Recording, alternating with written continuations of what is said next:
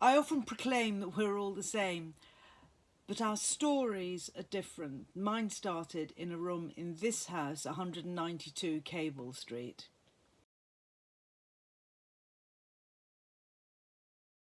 So this is Cable Street. Cable Street is so called because there were roperies making ropes for the ships, and the cable is a rope. The pub has Florentine aspirations. That house is obviously infill. I was born in the house with the blue door. My parents rented one room, and alongside is a gorgeous Georgian terrace. But in the 1950s, it was all rather down on its uppers. Dr. Billig was very kind to us and always talked to my mother, who was probably the only person in the area wearing a sari. In the 1950s, this building was still in a bombed state. Before the war, the Battle of Cable Street took place outside, and thousands of Mosley fascists dressed in their black shirt uniform arrived to march through this largely Jewish area. Small people walking past in the 1950s looked into the basement, and we realised there'd been a library. You'd peer down to see millions and millions of strewn, chaotic books. And more than a decade after the war, the chaos still existed. Next door to the bombed library was a small park, known as the Small Park. We were allowed to come here alone. It was actually the cemetery of St George's in the east, a Hawksmoor church also bombed. You walked in this gate, and there was a very fierce Alsatian who barked, and he was behind a fence, but it was completely terrifying. It was probably here that I learnt to ride my bike. Here we are back on the corner. I was the third child, and one room was not enough for 5 people, so they moved around the corner to Cannon Street Road. These are very early houses. Thomas at 44,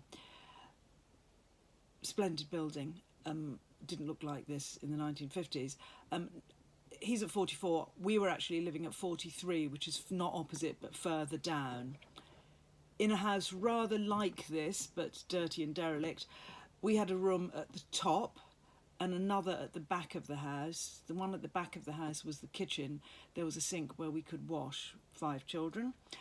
We weren't allowed to leave the top floor except to go to the yard, to the lavatory. And in the winter, you had to take a candle with you from about 4 o'clock so you could see the spiders, which were completely terrifying. But in the summer, I remember hollyhocks in that yard by the loo and a deep red rose. And that's one of the reasons I've planted a red rose around the colonnade in the Opera House, Souvenir du Dr. Jamen, very deep scented rose.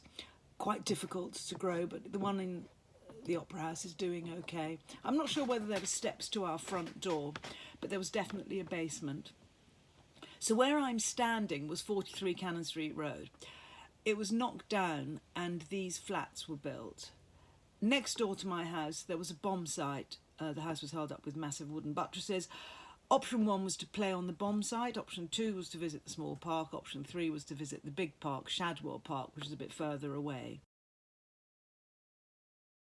Nearly opposite our front door was St George's in the east. Spectacular church, and my earliest memory is coming into this area and collecting caterpillars, black and yellow striped caterpillars. I don't know what I did with them. It was bombed, and in 1964 a modern interior was built. Every day we'd walk under this bridge, which now carries the Dockland Light Railway. It was then completely drenched in soot, and we used to drag our finger along the soot, and then pretend that we hadn't done it. And look, here's a premonition. We walked around a few more corners, and there was Harry Gosling, our primary school. I remember this playground. I remember playing marbles on a drain. And I remember this teacher.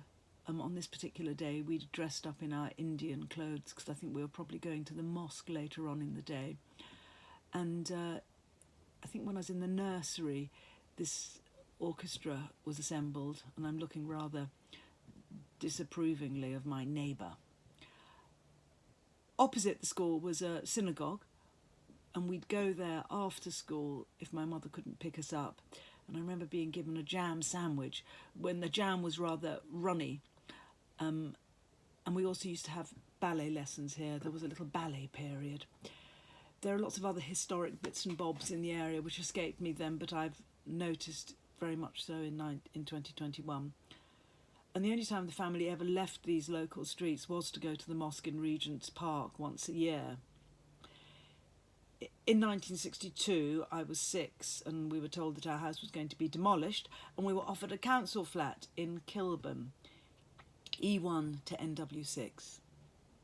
We went from 2 rooms and a loo to 6 rooms plus a loo and a bathroom, and I had a bath for the first time.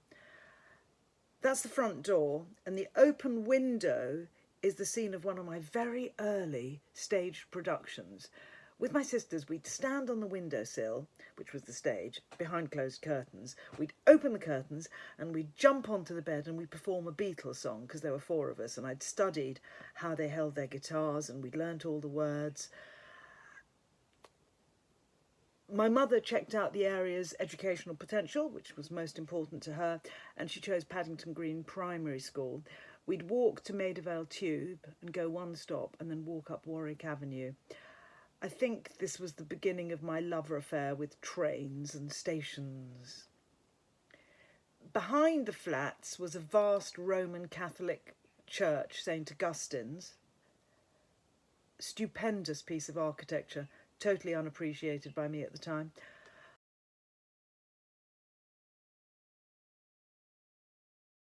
Opposite was a pub, and about 5 or 10 years ago, they knocked it down without planning permission, and the culprit had to rebuild it exactly as it was. All the children in these flats were friends. The Martins lived at number 6. He was a postman, and I played with his daughter. At number 2, the little girl had a dog, a black Labrador called Kim, who had puppies. We all played here together. Everything was great for about 6 years, and April 1968 it sort of changed overnight with Enoch Powell's River of Blood speech. And almost overnight no one wanted to play with us, and the worst local children, people who didn't even live in our flats, came and sat on the fence chanting outside our doors, "Packy, packy, packy." Still goes on. In the autumn of 68 I progressed to a grammar school, and generally it was all very sad here, especially when my hamster died. Then I think my mother could stand it no longer, and she proclaimed we were going to get away from this and we would buy a house, NW6 to NW10.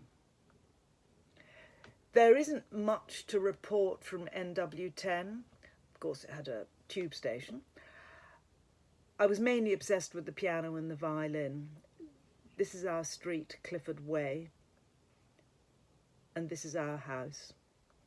From here I went to university, and I never really returned home. After Oxford I had a cuckoo period, and generous families let me live with them until I found a flat share. Actually, it was a houseboat on Cheney Walk by Battersea Bridge.